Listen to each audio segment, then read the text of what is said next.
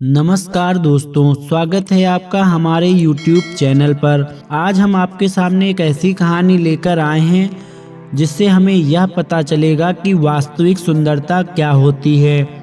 गीता अपने गांव की सबसे सुलझी और पढ़ी लिखी महिला थी। पूरे गांव में अगर सबसे ज़्यादा पढ़ी लिखी कोई महिला थी तो वह गीता ही थी। गीता उम्र में बड़ी होने के बावजूद भी सुंदर दिखती थी। अपने जवानी के दिनों में तो वह और भी ज़्यादा खूबसूरत दिखा करती थी। उसे इस बात पर भी खूब नाज था। गीता का पति भी उसे प्यार से रखता था। गीता के दो बेटे थे, एक था मोहन और एक था सोहन। मोहन बड़ा बेटा था तो सोहन छोटा। उसके बेटों की उम्र अब शादी के लायक हो रही थी। उसने अपने दोनों बेटों के लिए बहू ढूंढनी शुरू कर दी। एक दिन उसने अपने बड़े बेटे को एक लड़की की फोटो दिखाई, लेकिन मोहन को वह लड़की पसंद नहीं आई। इस बात पर गीता ने उसे जोर से डांट लगाते हुए कहा, मोहन, तुझे क्या कमी लगी इस लड़की में? इतनी तो सुंदर और पढ़ी लिखी लड़की है यह। अब तुझे इसके अलावा और क्या चाहिए? मोहन ने बेबाक होकर कहा, माँ, मैं दिशा से बहुत ज़्यादा प्रेम करता हूँ। अगर मैं किसी से शादी करूँगा तो वह दिशा के अलावा और किसी से नहीं करूँगा। गीता गुस्से से तिलमिलाती हुई बोली, अगर तुम्हें शादी करनी है तो लड़की मेरी पसंद की ही होगी। अगर ऐसा नहीं हुआ तो मैं तुझे शादी नहीं करने दूंगी। लेकिन मोहन था कि अपनी ही जिद पर ही अड़ गया था। उसने अपनी माँ को साफ साफ शब्दों में बोल दिया था कि वह शादी दिशा से ही करेगा। जब बड़े बेटे ने अपनी माँ द्वारा प्रस्तावित रिश्ता ठुकरा दिया तो गीता ने अपने छोटे बेटे से उस लड़की की शादी करवा दी। उस लड़की का नाम साक्षी था। साक्षी दिखने में बेहद ही सुंदर थी, साथ ही साथ वह खूब पढ़ी लिखी भी थी। बड़े बेटे मोहन ने भी अपनी माँ की इच्छा के खिलाफ जाकर शादी कर ली। जैसे ही साक्षी और दिशा ने शादी करके घर में कदम रखा तो दोनों के बीच तुलना शुरू हो गई।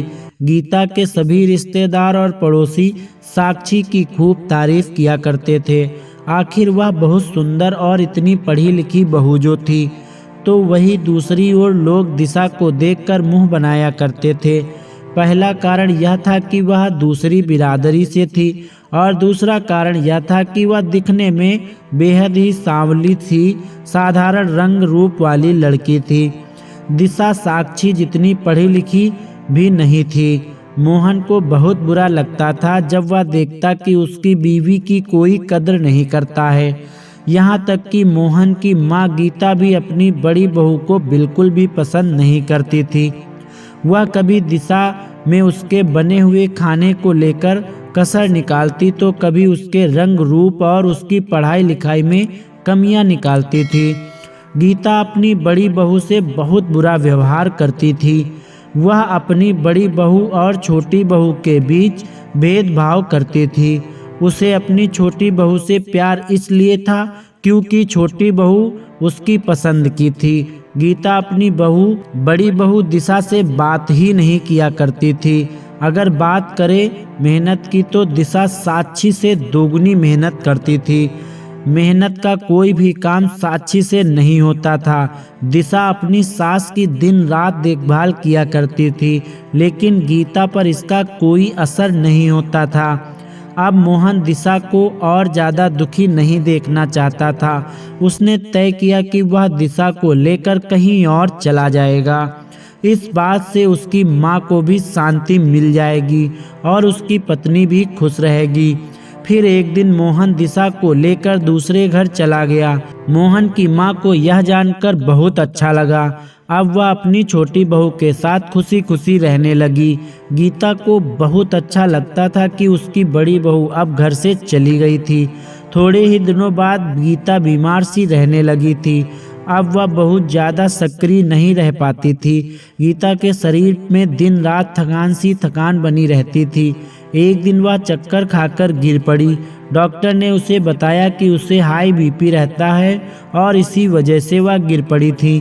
अब उसे दिन रात आराम करने को बोला गया था। एक दिन गीता के पति और छोटे बेटे को किसी काम के सिलसिले में बाहर जाना था। इसीलिए गीता ने अपनी छोटी बहू को कहा कि जब तक उसके पति और बेटा बाहर हैं तब तक वह उसकी सेवा करे। छोटी बहू ने इस बात से लिए हामी भर दी, लेकिन कहीं ना कहीं साक्षी अपनी सास को कोसती भी थी। वह सोचती थी कि उसको ऐसी बीमार सास क्यों मिली है। एक दिन साक्षी के दोस्तों ने किटी पार्टी का एक बड़ा आयोजन रखा। साक्षी को दूसरे दिन के लिए अपने दोस्त के यहाँ रहना था। साक्षी ने अपनी सास से कहा, मम्मी जी, मैं आज मैं अपनी दोस्त के घर रहने जाऊंगी। मेरे दोस्त भी वहां आएंगे। आप ऐसा करना कि आज रात के लिए दिशा भाभी को अपने पास सोने के लिए बुला लेना। जब गीता ने साक्षी से यह बात सुनी तो गीता को मानो जैसे कोई गहरा धक्का लगा। उसने कभी सपने में भी नहीं सोचा था कि उसकी बहू उसे ऐसे अकेले में छोड़ेगी।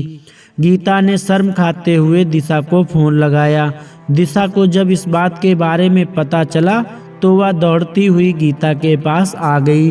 गीता को अब खुद पर शर्म आ रही थी कि उसने कितना गलत व्यवहार किया था दिशा के साथ। उसने दिशा से माफ़ी मांगते हुए कहा, मुझे माफ़ करना बहू, मैंने तुम्हारे साथ कितना गलत व्यवहार किया है और तुमने कभी भी मेरी बातों का बुरा नहीं माना। आज मुझे समझ आ गया है कि इंसान की असली सुंदरता और जात पात उसके व्यवहार से बनती है।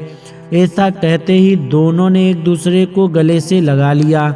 उस दिन के बाद गीता और दिशा एक अच्छी सास बहू की तरह रहने लगी। इस कहानी से हमें यह सीख मिलती है कि इंसान की असली सुंदरता की परख उसके व्यवहार से की जाती है। हमें इंसान के व्यवहार को ही महत्व देना चाहिए।